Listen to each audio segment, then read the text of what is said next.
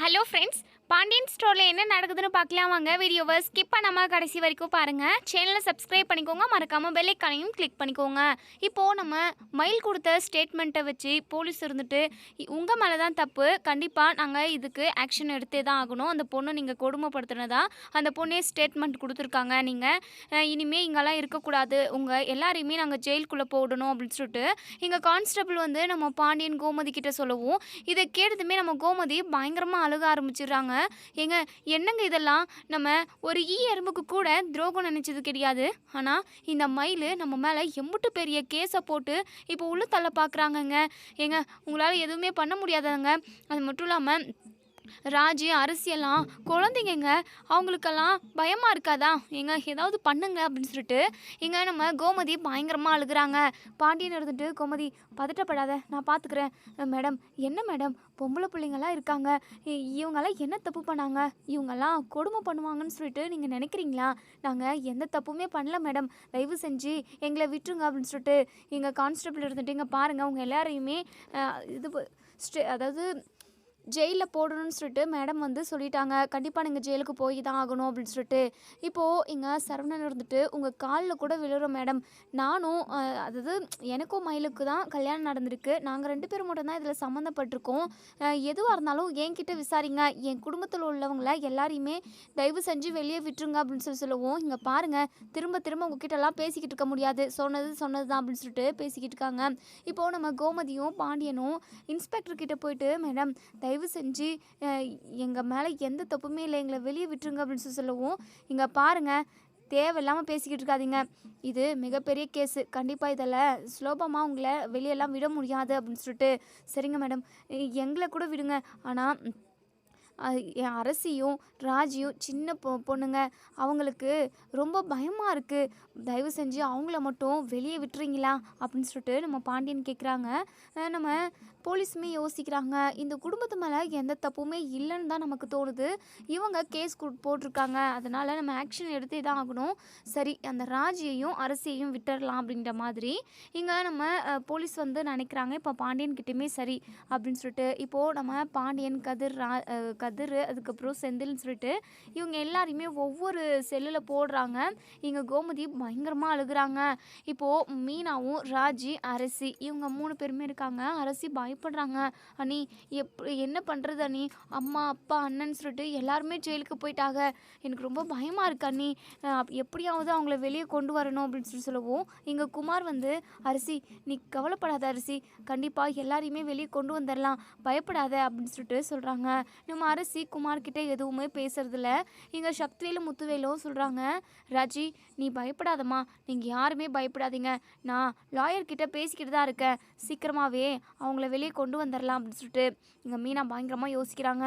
இந்த மயிலக்கா அவங்க அப்பா கூடயும் அவங்க அம்மா கூடயும் ஒன்று சேர்ந்துக்கிட்டு நம்ம குடும்பத்து மேலேயே போய் கேஸ் போட்டுட்டாங்க. அதாவது இப்போ வரைக்குமே அவங்களோட வாழ்க்கையை நினச்சி தான் நம்ம அந்த நகை பற்றின விஷயத்தை எதுவுமே சொல்லாமல் இருக்கோம். கொஞ்சம் கூட மனசாட்சி இல்லாமல் மயிலக்காவும் அவங்க கூட சேர்ந்துக்கிட்டு பண்ணிக்கிட்டு இருக்கிறதெல்லாம் ரொம்ப ரொம்ப தப்பு. இதுக்கப்புறமும் நம்ம வந்து சைலண்ட்டாகவே இருக்கக்கூடாது, நம்ம செய்ய வேண்டியதாக செஞ்சால் மட்டும்தான் அத்தையையும் அதுக்கப்புறம் மாமான்னு சொல்லிட்டு எல்லாரையுமே வெளியே கொண்டு வர முடியும் அப்படின்னு சொல்லி இங்கே நம்ம மீனா வந்து மனசுக்குள்ளேயே நினைக்கிறாங்க. இப்போது நம்ம ராஜி மீனா கிட்ட தனியாக பேசணும்னு சொல்கிறாங்க. என்ன ராஜி அப்படின்னு சொல்லிட்டு தனியாக பேசவும் இங்கே ராஜி சொல்கிறாங்க, அக்கா என்னக்கா இதெல்லாம், மயிலக்காவோட நகை ஃபுல்லாகவே கவரிங் தானே, ஆனால் அந்த குடும்பத்தில் உள்ளவங்க நம்ம வரதட்சணை கேட்டு கொடுமை பண்ணோம் அப்படின்னு சொல்லிட்டு கேஸ் போட்டிருக்காங்க, இப்போவுமே நம்ம இதெல்லாம் கேட்டுக்கிட்டு பார்த்துக்கிட்டு சும்மா இருக்கணுமாக்கா, நம்ம இது பற்றின விஷயத்த நம்ம இன்ஸ்பெக்டர்கிட்ட சொல்லிடலாமா அப்படின்னு சொல்லிட்டு ராஜி கேட்கவும், மீனாவுமே ஆமாம் ராஜி, எனக்குமே அதுதான் தோணிக்கிட்டே இருக்குது, நம்ம பேசாமல் இந்த விஷயத்த ஓப்பன் பண்ணிடணும், அது மட்டும் இல்லாமல் அதுக்கு ஆதாரம் கேட்பாங்க, ஆதாரம் இல்லாமல் எதுவுமே பண்ண முடியாது ராஜி, என்ன பண்ணுறதுன்னு அதை பற்றி தான் நான் யோசிச்சுக்கிட்டு இருக்கேன் அப்படின்னு சொல்லுவோம். உடனே இங்கே நம்ம ராஜி இருந்துட்டு, அக்கா எனக்கு ஒரு ஐடியா வருதுக்கா, நம்ம மயிலக்கா கிட்ட போயிட்டு அவங்க வீட்டிலே போயிட்டு பேசுவோம். மயிலக்கா கிட்ட பேசி அவங்க வாயாலேயே உண்மையை வர வைப்போம் அப்படின்னு சொல்லிட்டு இங்கே ராஜி சொல்லவும், அப்படி அவங்க சொல்லுவாங்களா என்னன்னு தெரியலையேடி அப்படின்னு சொல்லுவோம். உடனே ராஜி சொல்கிறாங்க, கண்டிப்பாக மயிலக்கா ஏதாவது ஒரு விதத்தில் பேசினாங்க அப்படின்னா நம்ம அதை வீடியோ ரெக்கார்ட் பண்ணிடுவோம்க்கா. எப்படியாவது நம்ம அத்தையையும் மாமாவையும் கதிர் மாமா எல்லாரையுமே நம்ம வெளியே கொண்டு வந்துடணும். அதை நம்ம மட்டும்தான் செய்ய முடியும் அப்படின்னு சொல்கிறாங்க. ஆமாம் ராஜி, நீ சொல்கிறதும் கரெக்டு தான். சரி, நம்ம அரிசியை கொண்டு போயிட்டு வீட்டில் விட்டுட்டு நீயும் நானும் மயிலக்காவோட வீட்டுக்கு போயிட்டு வந்துடுவோம் அப்படின்னு சொல்லிட்டு அதுக்கப்புறம் இவங்க எல்லாருமே வீட்டுக்கு போயிடுறாங்க. இன்னொரு சைடு கோமதி பாண்டியன் எல்லாருமே ரொம்பவே மனசுடைஞ்சு போயிட்டு இருக்காங்க. ஒவ்வொருத்தரையுமே ஒவ்வொரு ஜெயிலில் போட்டு வச்சுருக்காங்க. இன்னொரு சைடு இங்கே அரிசியை வீட்டில் விட்டுட்டு அதாவது அப்பத்தா கிட்ட தான் விட்டுட்டு போகிறாங்க. நம்ம ராஜியும் மீனாவும் மயிலோட வீட்டுக்கு போகிறாங்க. இங்கே பாக்கியம் தான் வெளியே உட்காண்ட்ருக்காங்க. நம்ம மயில் ரூம்குள்ளே உட்காண்ட்ருக்காங்க.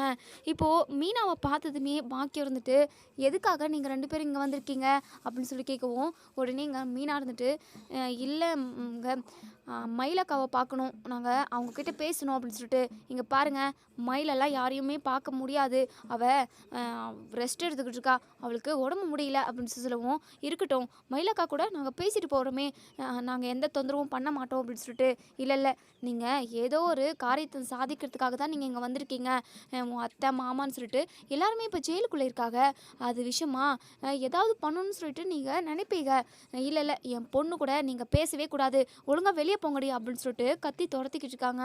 உடனே நம்ம மீனா சொல்கிறாங்க, இங்கே பாருங்கள், நாங்கள் மயிலாக்கா கூட பேசிட்டு தான் போக போகிறோம், அக்கா அக்கா அப்படின்னு சொல்லிட்டு இங்கே மீனா ரொம்பவே சத்தமாக கூப்பிடுறாங்க. உடனே நம்ம மயில் இது மீனாவோட சத்தமாச்சு, அவங்க வயசு தானே அப்படின்னு சொல்லிட்டு வெளியே வராங்க. உடனே மீனாவை பார்த்ததுமே மயில் ஓடி போய் கட்டி பிடிச்சி அழுகுறாங்க. மீனா அப்படின்னு சொல்லிட்டு, இங்கே பாருங்கக்கா உங்ககிட்ட நாங்கள் பேசணும் அப்படின்னு சொல்லிட்டு, வா மீனா வா ராஜி உட்கார வா அப்படின்னு சொல்லிட்டு, உடனே பாக்கியம் ஏய் கூறு கெட்ட மயிலே, என்ன எதுக்காக இவகிட்ட எல்லாம் பேசுகிற, இவங்க எல்லாருமே சேர்ந்து உனக்கு ஆப்பு வைக்கிறதுக்காக தான் வந்திருக்காங்க, நீ என்னடானா அவங்கள கூப்பிட்டு நடு வீட்டில் உட்கார வைக்கிற, இதெல்லாம் உனக்கு தான் கடைசியில் ஆப்பாக முடியும் அப்படின்னு சொல்லுவோம்.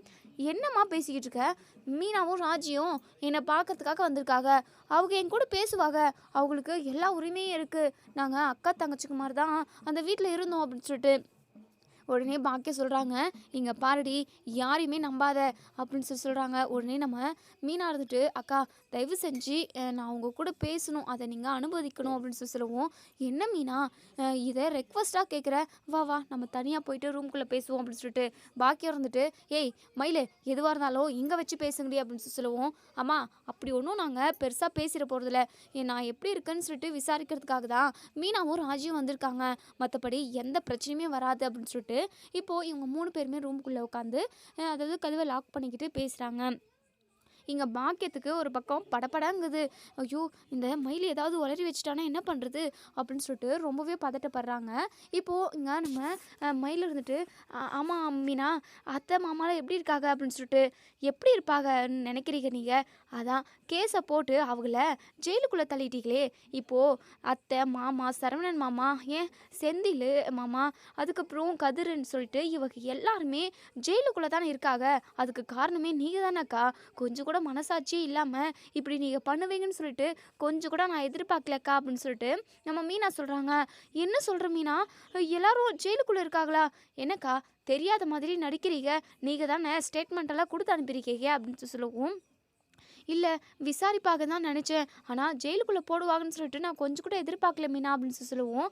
இப்போ மீனா சொல்கிறாங்க, இங்கே பாருங்கக்கா நீங்கள் கேஸை வாபஸ் வாங்கினா மட்டும்தான் அவங்க கண்டிப்பாக அவங்க எல்லாரையுமே வெளியே விடுவாங்க, இல்லைனா அவங்க எல்லாருமே ஜெயிலுக்குள்ளே தான் இருக்கணும் அப்படின்னு சொல்லிட்டு இப்போது இங்கே நம்ம மயில் இல்லை மீனா இதை எல்லாத்தையுமே நானாக செய்யலை அப்படின்னு சொல்லிட்டு ஸ்டார்ட் பண்ணுறாங்க. உடனே நம்ம மீனாவுமே ஃபோனை ரெக்கார்டில் போடுறாங்க.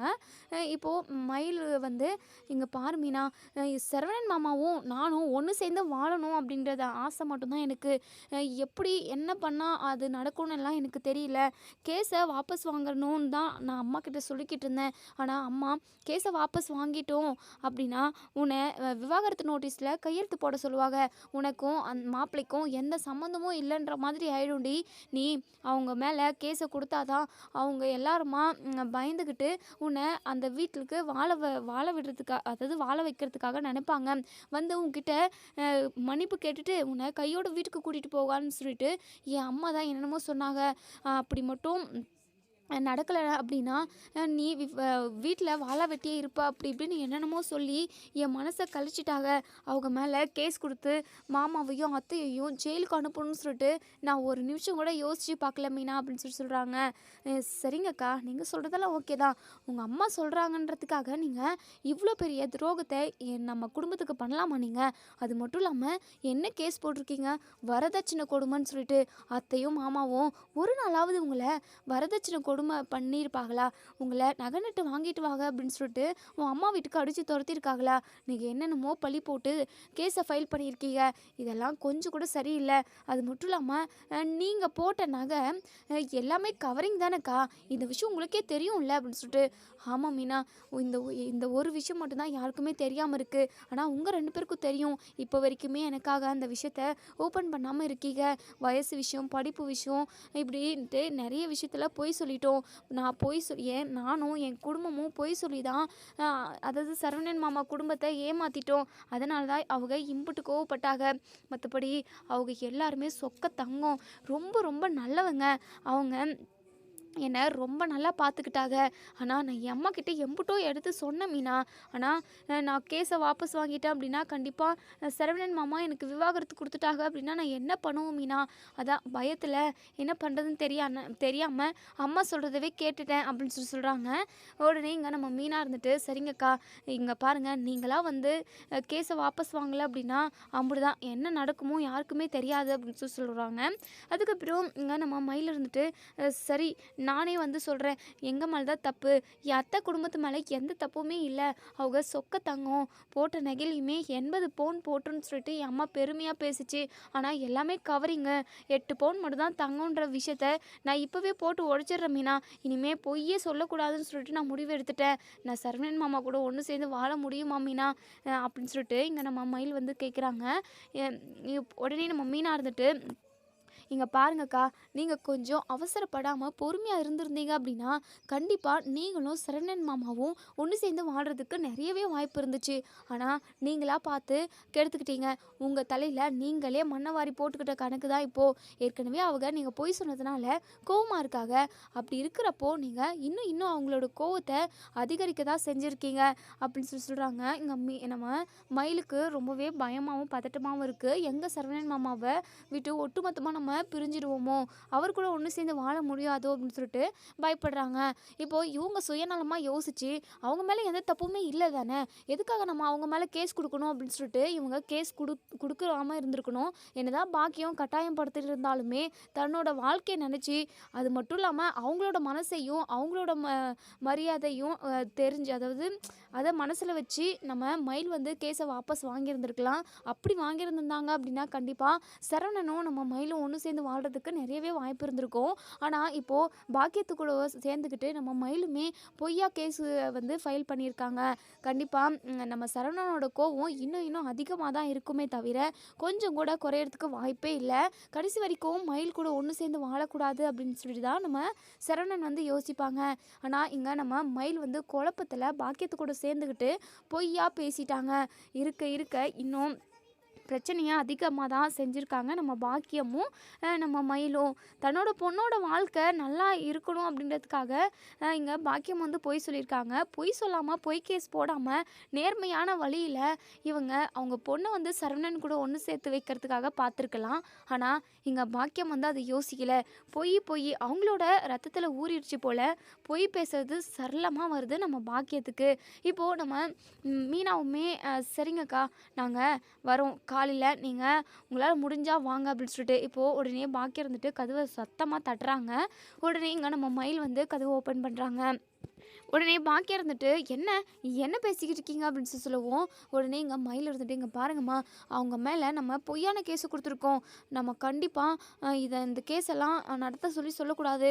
நம்ம வாபஸ் வாங்கிட்டு வந்துருவோம். நான் போறேன் இப்பவே" அப்படின்னு சொல்லிட்டு எங்க பாக்கியம் வந்து மயில விடவே மாட்டேங்கிறாங்க. "இங்க பாரு மயிலு, தேவையில்லாம இவங்க கூட சேர்ந்துக்கிட்டு நீ போய் கேஸை வாபஸ் வாங்கிட்ட அப்படின்னா, கடைசி வரைக்கும் நீ சரவணன் மாப்பிள்ளை கூட ஒன்று சேர்ந்து வாழ முடியாமே போயிடும்" அப்படின்னு சொல்லிட்டு பயம்புறுத்துறாங்க. இப்போது இங்கே நம்ம மீனாவும் ராஜியும் அங்கேருந்து கிளம்ப தான் பார்க்குறாங்க. ஏன்னா அவங்களுக்கான ஆதாரத்தை மயில் வாயாலேயே அதாவது எங்கள் குடும்பத்து மேலே தான் தப்பு, அத்தை குடும்பத்து மேலே தப்பே இல்லை அப்படின்ற மாதிரி அவங்களே பேசியிருப்பாங்க. அதை வீடியோ ஆதாரமாக நம்ம மீனாவுமே எடுத்திருப்பாங்க. இது நமக்கு போதும் அப்படின்னு சொல்லிட்டு எங்கள் மீனாவும் ராஜியும் அங்கேருந்து கிளம்பி வந்துடுறாங்க. இப்போ மறுநாள் காலையிலேயே இங்கே போலீஸ் வந்து இங்கே நம்ம பாண்டியன், கோமதி, கதிர், செந்தில்னு சொல்லிட்டு இவங்க எல்லாரையுமே கோர்ட்டுக்கு கூட்டிகிட்டு போய்கிட்டு இருக்காங்க. இப்போ மீனாவும் ராஜியும் ரெடியாகி கிளம்பி இப்போ கோர்ட்டுக்கு தான் போய்கிட்டு இருக்காங்க. கோர்ட்டுக்கு போயிட்டு இங்கே நம்ம கோமதியை, பாண்டியனெல்லாம் விசாரிக்கிறாங்க. இங்கே பாருங்கம்மா, நீங்கள் மயிலுன்ற பொண்ணை வரதட்சணை கொடுமை பண்ணிங்களா? இந்த காலத்தில் வரதட்சணை கொடுமைன்னு ஒன்று வரவே கூடாதுன்னு சொல்லிட்டு சட்டமே இருக்கே. நீங்கள் எதுக்காக அந்த பொண்ணை கொடுமை பண்ணியிருக்கீங்க? ஏற்கனவே 80 பவுன் போட்டிருக்காங்க. அதுவும் பத்தாமல் இன்னும் வாங்கிட்டு வான்னு சொல்லிட்டு அந்த பொண்ணை அடித்து துரத்திருக்கீங்க. இதெல்லாம் உங்களுக்கே நல்லா இருக்கா அப்படின்னு சொல்லி கேட்கவும், உடனே கோமதி அழுதுகிட்டே, "இங்கே பாருங்கள் சார், தயவு செஞ்சு நான் சொல்கிறத கொஞ்சம் காது கொடுத்து கேளுங்க. நான் சொல்கிறது எல்லாமே உண்மைதான் சார். சத்தியமாக, சாமி சத்தியமா, ஏன் என் பிள்ளைங்க மேலே சத்தியமா நான் சொல்கிறது எல்லாமே உண்மை சார்" அப்படின்னு சொல்லிட்டு இங்கே நம்ம கோமதி சொல்ல ஆரம்பிக்கிறாங்க. அந்த மயிலன்றவர் ரொம்ப ரொம்ப ஃப்ராடு சார். அவள் படிப்பு விஷயத்தில், நகை விஷயத்தில், என் வயசு விஷயத்துலன்னு சொல்லிட்டு எக்கச்சக்கமான பொய்யை சொல்லியிருக்கா அப்படின்னு சொல்லிட்டு சொல்கிறாங்க. இப்போது நம்ம மீனாவுமே கரெக்டான டைமுக்கு வராங்க.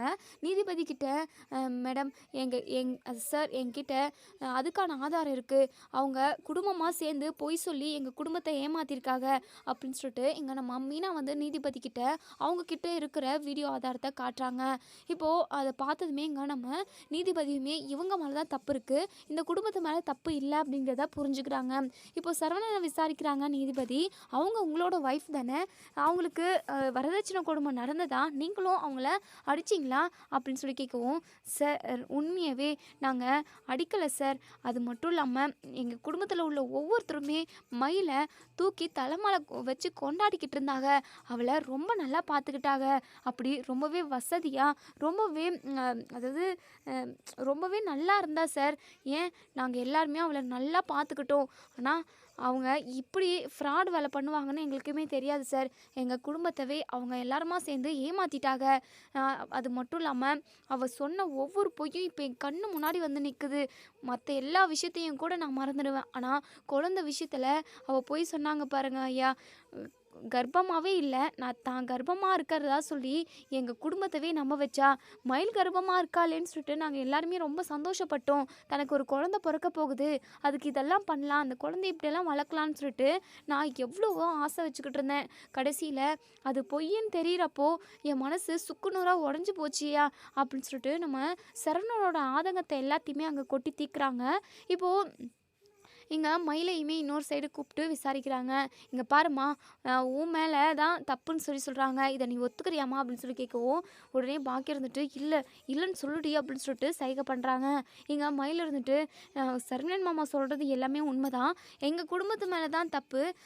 என் குடும்பத்தில் உள்ளவங்க எல்லாரும் தான் பொய் சொல்லி அந்த குடும்பத்தை ஏமாற்றிட்டாங்க.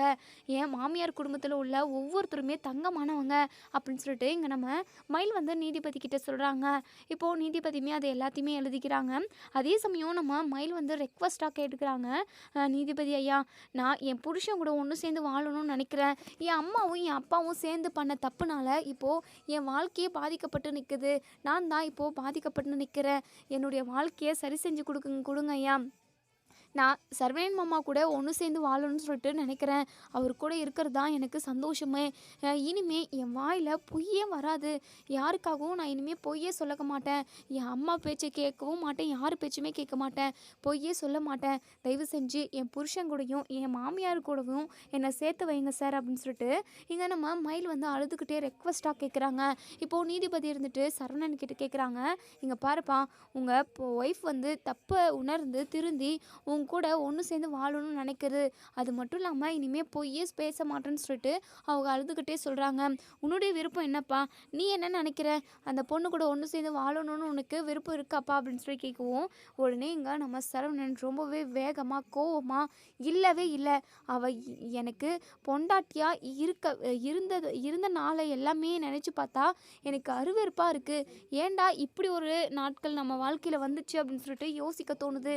குழந்தை விஷயத்தில் போய் சொன்னால், வயசு படிப்புன்னு சொல்லிட்டு, நகை விஷயம்னு சொல்லிட்டு, இப்படி எக்கச்சக்கமான விஷயத்தில் என்ன ஏமாத்திட்டா. என்ன மட்டும் இல்லை, என் குடும்பத்தை நான் உயிராக நினைக்கிறேன், என் குடும்பத்தில் உள்ள எல்லாரையுமே கஷ்டப்படுத்திட்டா, காயப்படுத்திட்டா.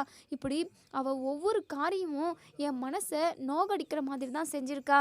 அவளை பார்க்கவே எனக்கு அருவெறுப்பாக இருக்குது. அவள் முகத்தில் முடியறதுக்கு கூட எனக்கு சுத்தமாக விருப்பம் இல்லை சார். அவளை எனக்கு அதாவது அவள் எனக்கு வேண்டவே வேண்டாம்.